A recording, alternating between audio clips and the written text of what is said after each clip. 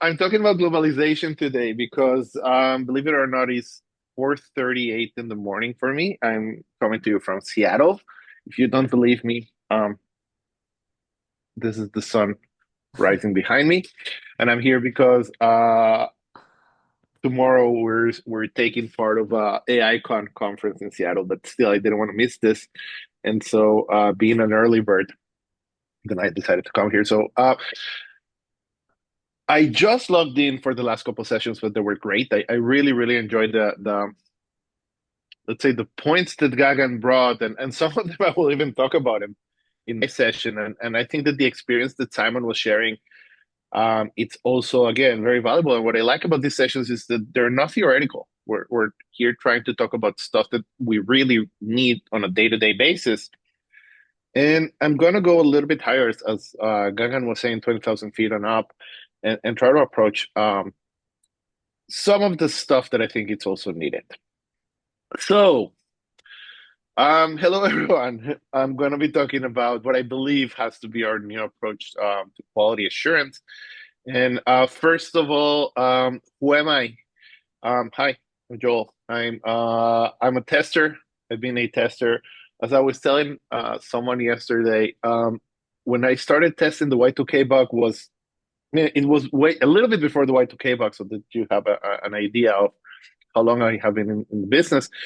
And I've done everything that there is to do in testing, from being a junior tester while in college to a QA manager and director of VP. And I've done consulting. And today I'm one of the co-founders of PractiTest. And my role is actually the best one in the company. I'm officially the chief product officer. Unofficially, I get to talk to our customers, understand how they're working with the system, talk to thousands of testers and maybe hundreds of organizations worldwide all the time, and then understand how to translate that into our product. And it's pretty cool because, again, I get to talk to testers, and that's what I've been doing the last week, actually, right now in the US. And again, we have another number of projects that we do in PractiTest, the state of testing, survey, and the online test content that we've been doing for, I think, close to 10 years, each one of those. But enough of that. I'm also a family guy, so that's my family here at the bottom. And again, just your average geek, I think that most of us are in these sessions. I want to ask you a question. Do you know who this lady is in here? Okay. Any idea of who she is, what she's doing? I'm gonna give you a clue. We're talking here mid 1920s in the UK. Okay. So for those of you who have a clue, great. Oh, let's see someone in the chat in here. Okay, so Timor is not very far from the truth. He says she's waking up people, and that's actually the truth. Her job is what was usually called a knocker-upper. Knocker-upper, as the name says, it was a person who was supposed to, either with a stick or with a pebble, she was doing it with a pebble, they were supposed to wake people up in their houses. Why, you ask yourselves? Because people didn't have alarm clocks. Meaning, we're talking here 1800s, Industrial Revolution, 1920s. People were not getting up by the sun. Getting up, meaning you had a factory shift, and you had to wake up. And there were all sorts of patents with bells and candles and stuff. But no, there was a job in the UK called the knocker upper. Someone would go and either with a very large stick knock on your second story window, or just send a pebble and wake you up. And what we have in here is the picture of Mary Smith, and she's the last known knocker upper around 1927. Now, what am I showing you this? I'm showing you this because Mary is the last knocker upper, and when we think about it, it sounds kind of ridiculous that you need someone to go ahead and wake you up. Yes and no. I mean, I'm right now in Seattle in a hotel room. I know that if I needed to wake up, I could call the front desk and get a wake up call. But why do it when every one of us have multiple wake up calls right now in our phones if we want to? Again, I have at least 3 applications that can wake me up, and some people have it on their wristwatches and what's not. But back in the day, it was something that was really, really needed. What happened was that the world actually evolved and the job of the knocker upper didn't only got extinct, but it became a little bit anachronistic and even silly in a sense. The question is, are we doing the same thing about testing? Is it the same boat that we're in? Are we actually knocker uppers? And I think that we need to look at it in a couple of perspectives. If I try to imagine how will testing look like in, oh, sorry, this is wrong. I found the bug. In 2125, not 2025. I found the bug in my presentation. If we were to look into testing 100 years from now, it's very clear. It's going to look like this. Okay, we're going to have computers. We're not going to be needing people. It's going to be extremely simple. Everything will be automatic. Kind of imagine how we used to make stuff. I don't know, 100 years ago, how we're making it today. Today, factories are mostly robotic. Some of them have a little bit of manpower in there, but mostly robotic. Where 100 years ago, no one even knew what a robot was. Okay, maybe we had some ideas and science fiction and that. But I think that the interesting question is, how will it look like 10 years from now? And if you ask me, I don't have a clue. I have some ideas, but I wouldn't really bet my house on it. Will we have more automation? Yeah. Will we be needed? I think so. What's the role of AI? I'm not sure. I mean, even if we look at 3 years ago, and I try to think about what I thought about QA would look like in 2025, looking from 2022, I'm not sure that I actually hit the mark. But what I do know is that things are changing today, and we see it all around. And this is what I want to talk about right now. What do we need to do in order to continue being relevant? And the points that I want to talk about, again, we have a lot of emerging trends, not one or two, not even the five that I have in here. These are the five that are maybe more relevant to me. I wanted to talk about stuff that is relevant mostly to me. And there are some things that, again, I only logged into Gagan's and Simon's calls, and I already saw some of them here. But I want to talk about what is going on here, okay? And there are a number of emerging trends in testing today, and let's actually review them and let's understand how they're affecting us more than anything else in order to be prepared. Because I think that even though no one knows how the world's going to look like 10 years from now or 100 years from now, we can prepare ourselves in order to continue being relevant, okay, and continue having a job and continue providing value moving onward. So the first thing that obviously everyone has to talk about AI, and so much so that I mentioned Seattle. The conference that I'm attending is called AI Con, and it's about AI in software development and testing. And a week ago, I was at another conference in Las Vegas from Gartner. And even though the conference wasn't around AI, at least half the sessions had AI in there. So, of course, everyone's talking about AI. Let me tell you a secret. We've had AI for a while now. It's not new. Again, even in PractiTest, the product that we have, we've had AI for about 5 to 6 years with a feature called similar bugs, but we didn't even call it AI. It was just a tool that we have in there. But I think that the difference right now is, even though we had an automation for a while, what it's happening right now, it's that AI is finally expanding through other areas, not only in software development, but especially in automation. We're generating, for example, manual test cases out of user stories. Again, not perfect, but we are. Some companies started to generate manual automated scripts out of user stories. We're starting to get, or we're going to get very soon, what is I want to call artifact-related insights.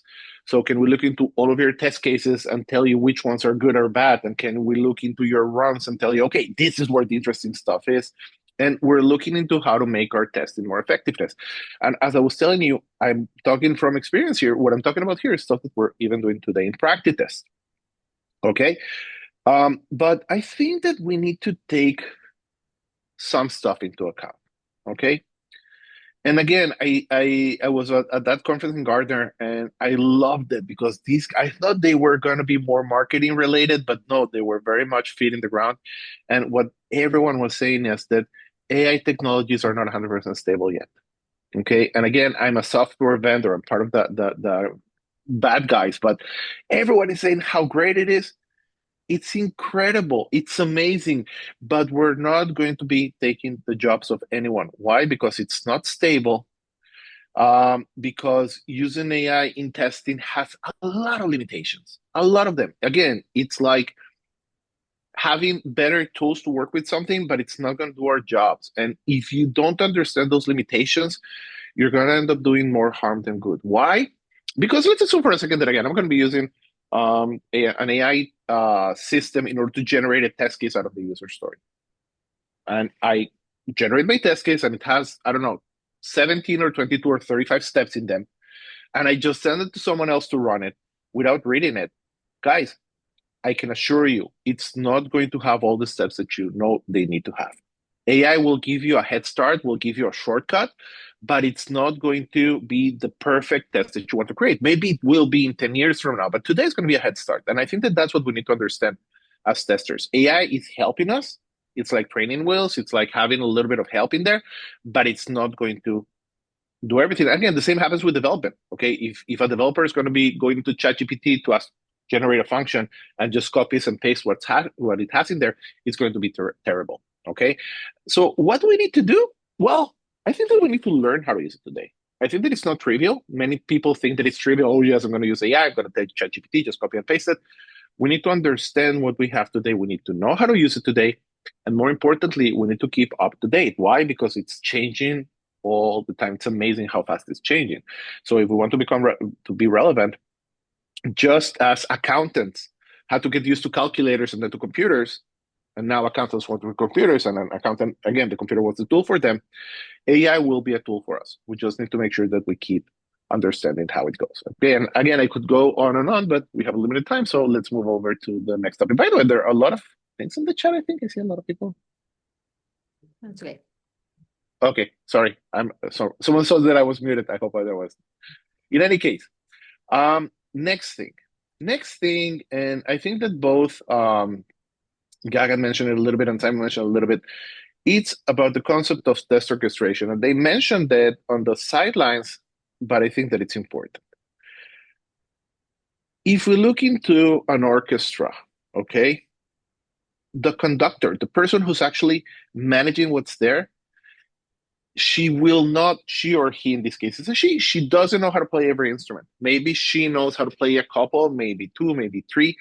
What's important here, that is, she is an expert on music. She knows how to take, for example, an existing overture, okay? And she knows how to arrange it and how to use her people in order to make something incredible. And I like music and I like classical music. And what I like about classical music is that you can see the same overture being played by two or three different symphonies, even by the same symphony with different conductors. And each of them is going to be a little bit different. Why? Because everyone interprets what they have and they play it in the way. And what they do actually is synergy in art.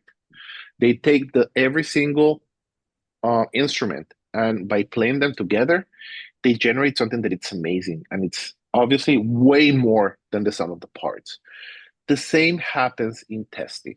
Okay, test orchestration is about using your resources, your artifacts, your people, your tools in order to generate something that is very, very important and very, very, again, valuable. You need to not only integrate, because you know what, you could say that I'm going to take the results from here and the results from there and use the people in there. But if you don't use it intelligently, if you don't integrate it, if you don't normalize it, by normalizing, I mean, how can you take the results of automation that has maybe, I don't know, anywhere between 100 and 10,000 tests running and put it on the same graph with the 50 manual test kits that you have? So there's a lot of thought that has to go into that. There's a lot of orchestration that goes into that. And we need to create a more complete picture of our product or our project so that our stakeholders make their business decision. And Gagan was mentioning that. Again, I'm not making this up. He was talking about how can we communicate with people in their language in order for them to make their work. And I will be talking about that a little bit later because I'm also going to be talking about communication. Okay, but orchestration, if we don't do it right, again, let's go back. Let's think about AI. If you don't orchestrate your AI into your process, then again, you're just having another tool in there. You're not going to make the best use of it. Especially one of the things that it amazes me how much we don't do is product monitoring. Okay. And I think that there's a switch that we need to make in our heads. The testing doesn't end when we release or deploy our products, meaning it's not like, when you're moving from one house to the other, there's that pinnacle moment when you give the keys out to someone and you say, okay, not my responsibility anymore. I don't need to take care of it. Even if the house explodes, I'm not responsible for it. Nope, it doesn't work like that. Okay. Um, Product monitoring is essential, especially as we're working more and more on hosted or on SaaS products. Um, we've been monitoring for years. If you think about it, in the past, what we called monitoring, even in not SaaS products, actually came from support tickets from the field, bugs related from the field. And what we were doing is understanding what's happening with the product once it was released so that we could actually make sense of how can we improve what we have in there. But today it's even better from a testing perspective. Today with hosted systems, we can actually gain quite a lot by using correct monitoring. And I will talk about how to do it in the next section about instrumentation. But the ideas here is given that we're in charge of quality, we're in charge of how the users perceive our product. And it's amazing to understand that if you're able to fix bugs faster, then people will, again, depending on your product. If you're I don't know, I've been flying quite a lot lately. If you're the systems that actually manages the flights while they're in flight or landing or taking off, then you don't want to have bugs in there. But if you're like PractiTest, a test management system, or an app in your phone, nothing very, very critical, then as long as you can resolve bugs very, very fast, those that are not critical, people will be very lenient with you. But you need to have good monitoring in order to do it. Another thing that we can do is actually get validation on how are we working, not only on the delivery process, but mostly on the delivery process. Meaning, so we finished our development, we put our system in production, and then if we monitor anything that happens, any hiccup can be treated very, very quickly. That's why when we're doing product monitoring, there's very different approaches between the first minute, the first 5 minutes, the first hour, and the first day. Okay, and maybe during the first minute, no one does anything, and everyone's looking into what's there because if something will go wrong, it will go wrong there. The first 5 minutes are critical. Everyone's in the room. We want to make sure if there's a spike or something that happened during the integration that we want to be there. The first hour is important, and the first day, just everyone has to do with the phone on their hands. And I'm talking about the way that we deploy products in PractiTest. Okay, and I'm very sure that most of us do it the same way. And obviously, we learn about how the world is working. And so our scenarios are relevant. Meaning, if no one is using that feature, why test it? Okay, we could ask ourselves, why have it in the first place? But even if we have it there, no one is using it. If you need to prioritize your testing, you can deprioritize that part. The same goes about operating systems, browsers, devices. You know what? One of the things that I like seeing is how people use features together. Oh, they use reporting when they're running this way and when they're working with this device. So you can build your scenarios in order to simulate better usage and then catch the more interesting bugs. Okay, so product monitoring is like the difference between driving while looking at the map when driving while looking at the street. It's stupid to drive while looking at the map. So if you can look at the street, why don't not do that? So you can do that as long as you start doing monitoring. How do we do monitoring? I'm glad you asked. It's actually using something that is called instrumentation. What's instrumentation? Well, basically, it means to put those indicators on the code so that if something happens, we'll know. And as people are working, we'll know as well. It's not as trivial. People say, oh, of course, we have logs and we can go into logs. No, you can. If you don't have good enough instrumentation, if you don't have those places on the code that will actually send those indicators, it's like having a very, very large pipeline without this kind of dials. You're not going to know the pressure that you have in them. Okay. So it's not as simple as everyone thinks. It has to be very, very much defined as part of the user stories. And again, I'm talking here from experience. Even in our company, if we don't put that this specific feature, we want to monitor that event and that event, it's not going to happen because people don't think about it automatically. So it has to be part of the user story. It has to be part of the complete product strategy. So my wife, you saw her picture earlier on, if you know about it. she works in a company as a product manager and project manager. And one of the things that they do is they have something that is called NPI, new product introduction. And everything is about how do they monitor stuff and how people adopt that. So it's very, very important, but you need to have someone who's, again, orchestrating that in there. Um, for each new or existing feature, you want to define, first of all, what's the desired output. Okay, I want people to be using this or using that. If you can in numbers, that's important. How are you going to measure that? Okay, not always trivial from the logical perspective, even less from the technical perspective. Oh, I want to know whenever people gets into that page. Well, we don't have an event for that page. Okay, what's the second best thing that we can do? Oh, well, we log that small image. So you monitor or you put instrumentation on that specific image, but you need to understand how to do it. Then you need to test it because guess what? Even in that, we have bugs. Not every time that you ask for monitoring, people will put it there, and not every time that people will put it there, then it's not going to be implemented correctly. And then you start monitoring in the immediate and long ranges. Now, for that, you have specific tools. We have a couple. And again, it's not trivial, but it's incredibly important. And then you look into the perspective of the whole system. Okay, and all of a sudden you start understanding how people are working, and all of a sudden you start getting again those images of how we are doing stuff in production. Another very important point, and again, not new, but it's getting worse and worse, data management and data analytics. It used to be the case that we had a lot of bugs in a product, but or a lot of tests in a product or a lot of runs in a product. Now with automation and with monitoring and getting stuff from production, not only do we have more, we have orders of magnitude more. If you don't know how to manage that, if you're not putting a lot of efforts on how am I going to be managing that data, then you're not going to be able to do anything about it because you will be flush with the amount of information. So we need, first of all, to understand what we have. We need to normalize it and we need to organize it by identifying the data that we have, first of all. Start by saying, okay, I have this and this and this and this and this. I don't have enough bandwidth to treat everything, so I'm going to start with these two boxes. Okay, and I'm going to work on that. Then I'm going to be adding that last box and then that last box, but organize what you have. Normalize, normalize, normalize. Okay.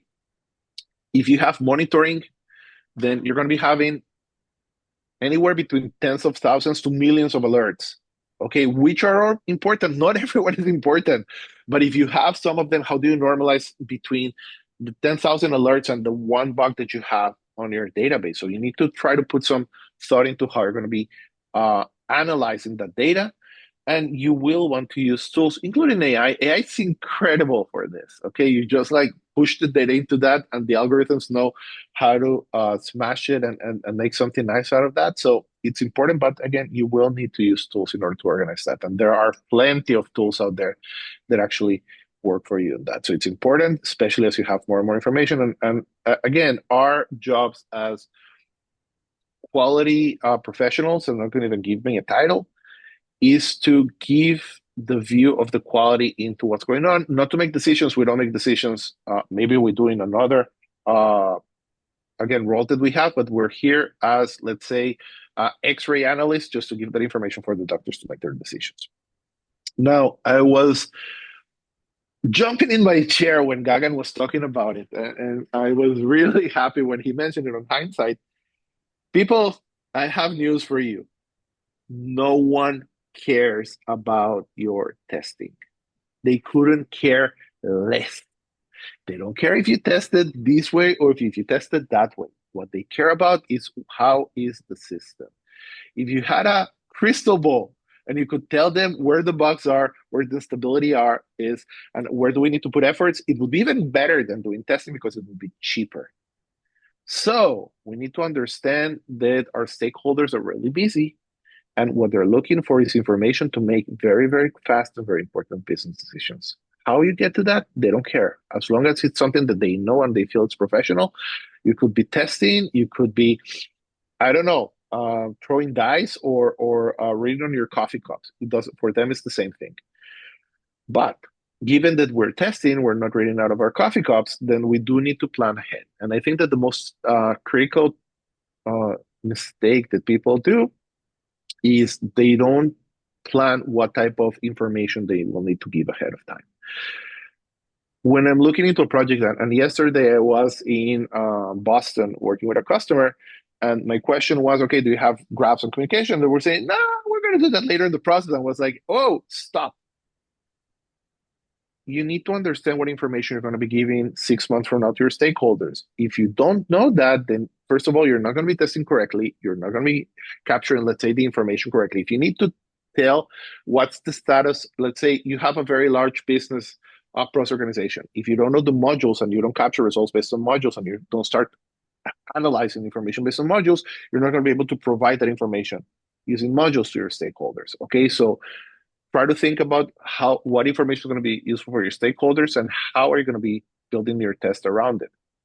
Then once you have all the information, and again, going back to what Gagan was saying, if you have 10 stakeholders, chances are you will need about 8 different types of information of formats of information for the same information that you're providing. Yes, it's the same test, yes, it's the same bugs, but for some people it's going to be high-level graphs, for other people it's going to be lists of bugs with the same information. Everyone will require something different. What you need to understand is what decisions they make. Developers, R&D managers make decisions of which bugs to fix. Developers make decisions of how to fix a bug.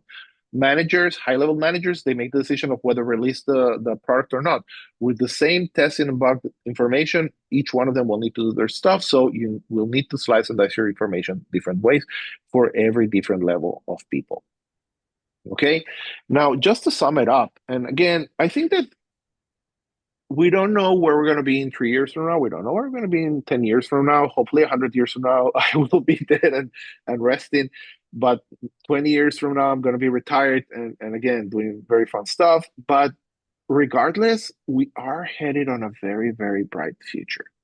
It's big, it's bright, it's cool, it's amazing.